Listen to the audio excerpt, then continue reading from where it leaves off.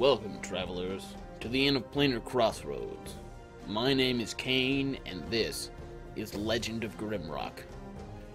I humbly invite you to join me on an adventure into the bowels of Mt Grimrock on a quest for redemption. Legend of Grimrock is a sort of tile-based dungeon crawler that emulates a lot of games from the same genre as Dungeon Hack and The Order of Griffin and other games like that whose names escape me at the moment. But either of those are prime examples of the kinds of games I am talking about. We're going to be doing a series of videos, and hopefully you'll join me on this adventure. So let's start a new game. We're going to be playing on normal difficulty because I am okay at this game. I'm not amazing.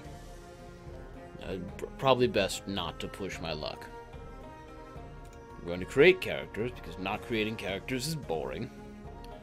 And we're not going to turn on old school mode because I don't hate myself.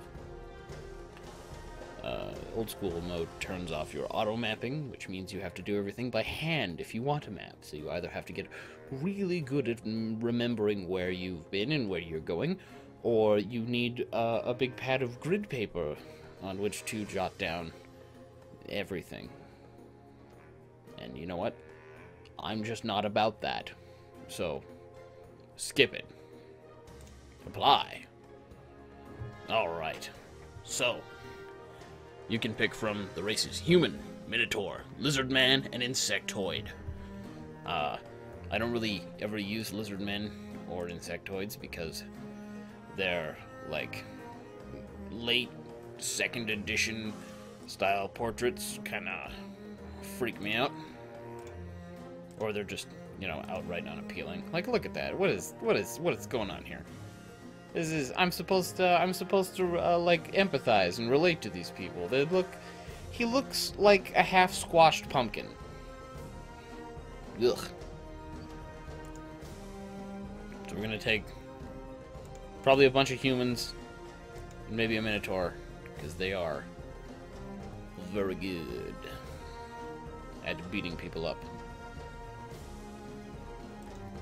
So, I think this time I'm gonna go for a.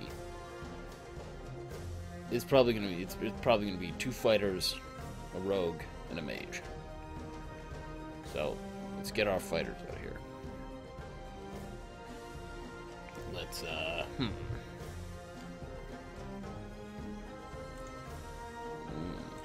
What do we want as our fighter? I mean, this guy's pretty handsome. I mean, that's what you want, right? You're good. This is your champions of. Well, I don't know if I'd call them champions. You'll see why in a second here, but yeah, okay. Let's go with John Smith, the default man. We'll call him Eddard. Oop, that's not how you spell anything. Eddard? Eddard. Sticking. Eddard. I hope that's how you spell that, because you can't change it. He's a fighter. And we're, put a couple points in there. And strangely enough, you actually want your frontline fighters to have higher dexterity than strength in most cases. I don't know why it works that way in Grimrock. It just does. And I choose not to fight it. And we're gonna get knocked around a lot because we're in front, so it's gonna happen. You know what? Let's go with this guy. Let's go with it. He knows what's up. He knows what he did. So that's all of our ability points spent. we get 2 traits, and we get 4 points to spend on our skills. So you have traits like aggressive, which increases your attack power, agile, which increases your dexterity, athletic is strength, that sort of thing. And you have you'll have a trait for your energy and for your health. So you have like aura and tough, strong mind for willpower. Skilled is probably one of the better traits you can choose from, because it gives you 3 extra skill points right off the bat. Normally, the only way to get these skill points is by reading, I think it's a Tome of Wisdom, or by leveling. So this is a good trait. Another really good trait is aggressive, because it directly affects how much damage you do in combat. But I think I'm gonna take athletic instead for the bonus 2 strength. Eddard here is gonna be a very, very solid all-around combatant. I think so. And we're gonna put points into armor and maces. Sounds like a winning combo to me. Alright. And then we're gonna... I don't know why that noise spooked me. We're gonna have a Minotaur. We're gonna have, ooh, you look upset. A Lady Minotaur. Yeah. We're gonna call her Moira. Blue. Get it? Like a Belgian blue? It's a cow joke. Appreciate that. That's, you can go Google that later. Yeah. Nobody appreciates me.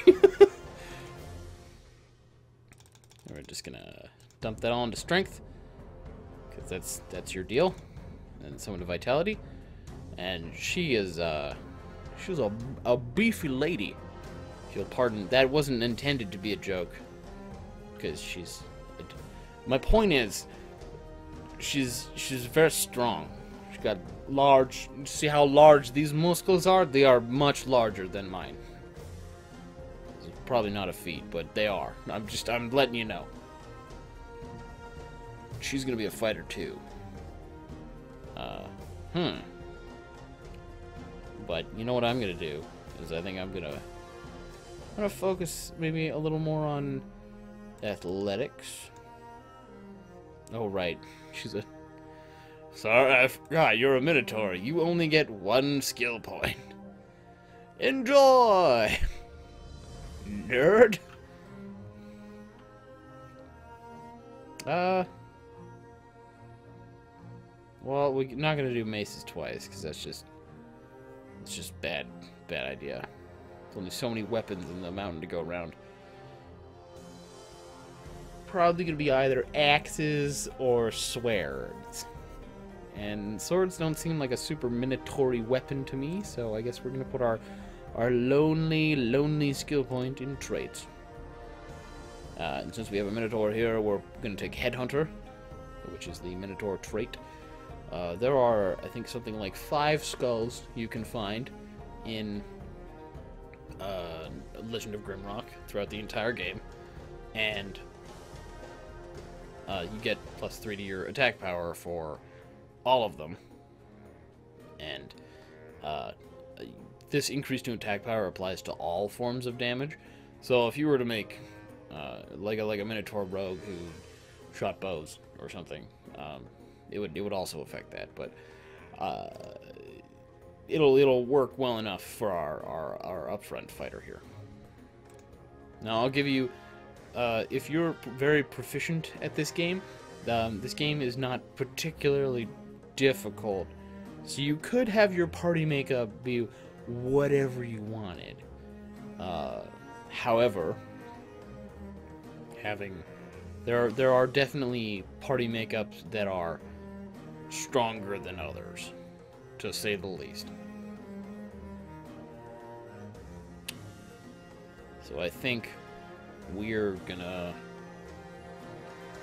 put some points into fire resistance? No? Yes? Maybe? I don't know. What about... Oh, yeah, we should put some into poison resistant. Real early on, poison is just a proper pain in the ass in this game. You know what, I think we're gonna be boring. We're gonna take aggressive. We're just gonna go straight for that attack power. All that damage. She's got a -2 to accuracy. She's not gonna hit that often, but when she does, she's basically gonna obliterate whatever she's hitting.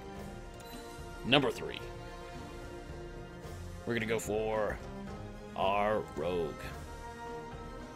It's gonna be a human. I guess.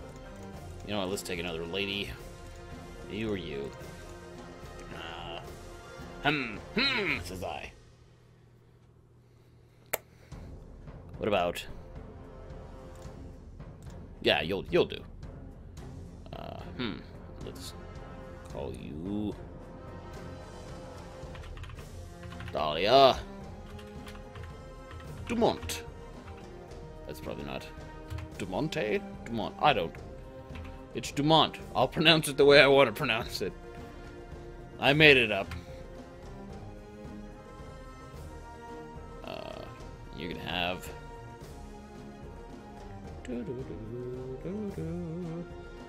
Dexterity is the ability to move quickly and perform maneuvers that demand accuracy and a keen eye. Accuracy and evasion are based on character's dexterity. Strength is the physical prowess and strength of the character. It increases your attack power and carrying capacity. See, and this is what I mean about you wanting your front row characters to have higher strength than your back, or higher dexterity than your back row characters, because it's more important that your fighters hit things reliably than it is your back row characters, because your back row characters have options like throwing weapons or magic, and throwing weapons and magic don't have a mischance. And I have no idea whether or not missile weapons have a mischance, but I know throwing weapons do not have a mischance. You literally cannot miss with throwing axes or shurikens or whatever, which makes them very convenient weapons. If I just wanted to like dump all of my points into strength, I wouldn't have to worry about dexterity if I focused on throwing weapons, because I would always hit. It wouldn't matter.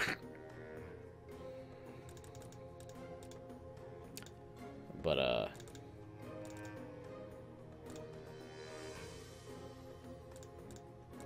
you know what, I think I'm going to do something like that. The downside of humans is they end up with pretty boring stats. They're not... They don't end up with weird numbers like what Moira has here. They end up with pretty even overall... sort of uninteresting stats. We are going to give you agile, however, and maybe evasive. Or rogue. Yeah, we'll give you evasive. Oh, that evasion of 0. You're going to get hit a lot, darling. Okay, that's skill points spent. Ability points spent, traits assigned, ha ha ha ha ha. I forgot about you.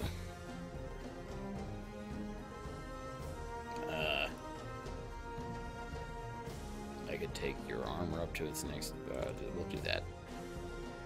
We'll do that. Okie day.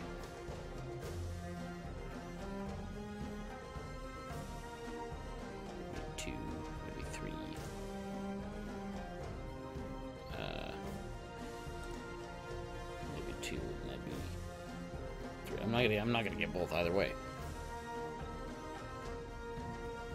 Whatever. Over the course of the game, you're gonna gain however many levels.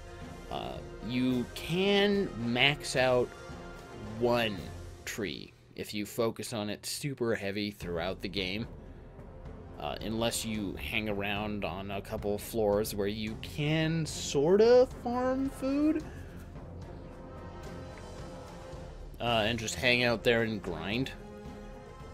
Which I'm not going to do here, because that would be incredibly boring to watch.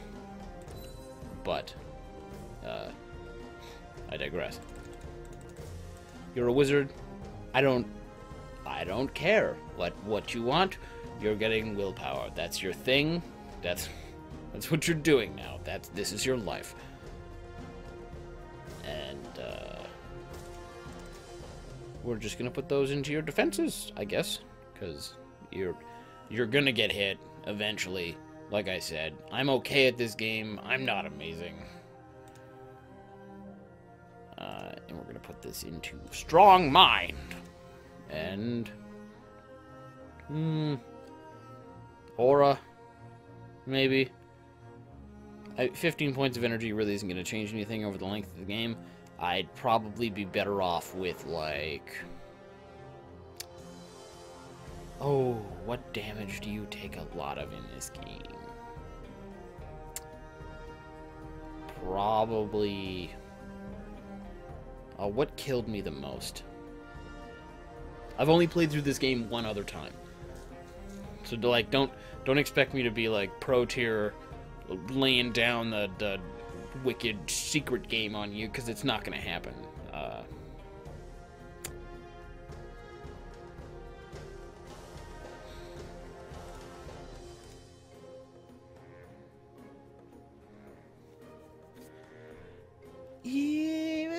Cold. Let's go with cold-blooded. Give you some cold resist. I guess you're gonna be this fat guy, huh? Maybe? No? You could be him. What about him?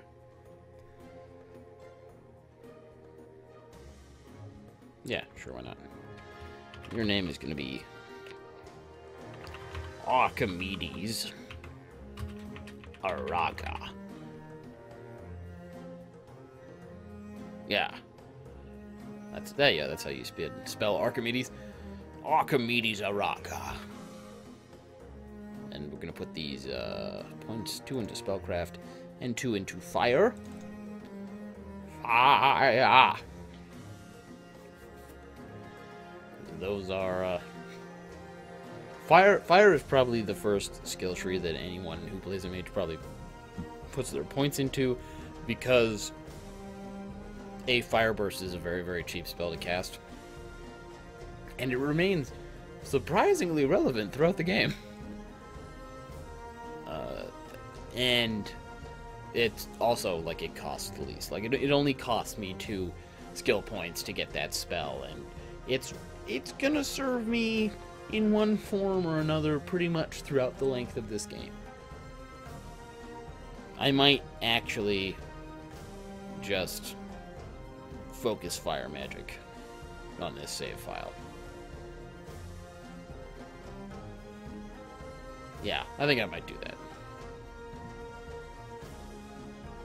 Okie dokie. That's... Ooh, you have points. Man, I'm just forgetting stuff all over the place. We're gonna go for some dodge. Some missile weapons. Dahlia, you're gonna be our archer. Or whatever it is that passes for an archer in this game. Okay, I think that's everything. Mage, rogue, fighter. Everybody's named. Everybody's got their skills. Start game!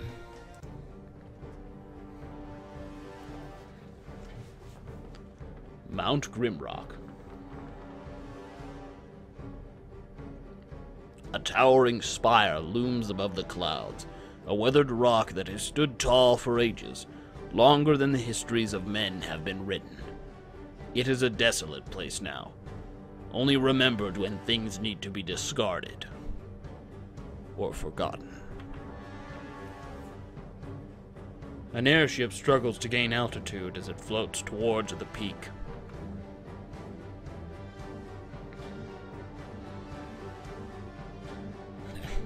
You in trouble? 4 prisoners bound by heavy chains emerge from the ship. The court accuses them of terrible treasonous deeds, but by the grace of the king, their crimes shall be forgiven atop Mount Grimrock. Yeah, I'm feeling real absolved here, I gotta tell you. Their final trial is at hand. Numerous prisoners have received their pardons here, yet none have returned to live their life in freedom. They are at the very top of the world, and below them only waits darkness and justice.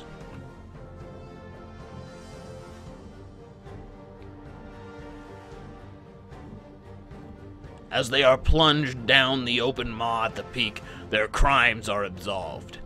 Everyone before them has perished in the guts of the mountain. But will you be able to lead them through the dark and to the freedom that awaits at the base of Mt Grimrock? Me? Motherfucker, where's my character sheet?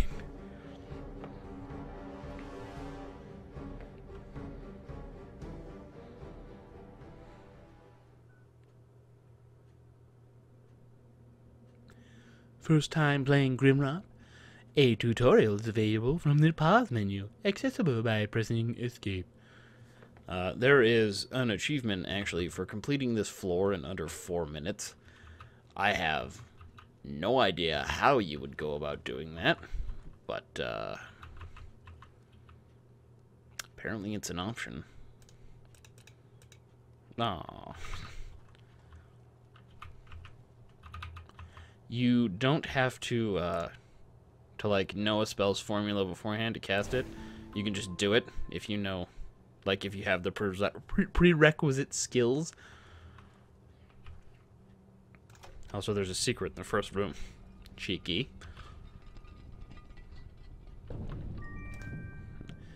That one's for free. What are these? Lurker boots? I guess these are yours. Since evasion is going to be your thing. Look, it's already 27. It's got... Like, man. Alright.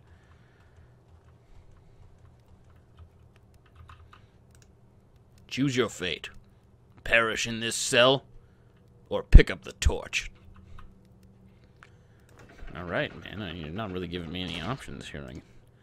Oh, you can swing with the torch. You know, I promise, I have played this game before. It never occurred to me to actually swing at anyone with the torch.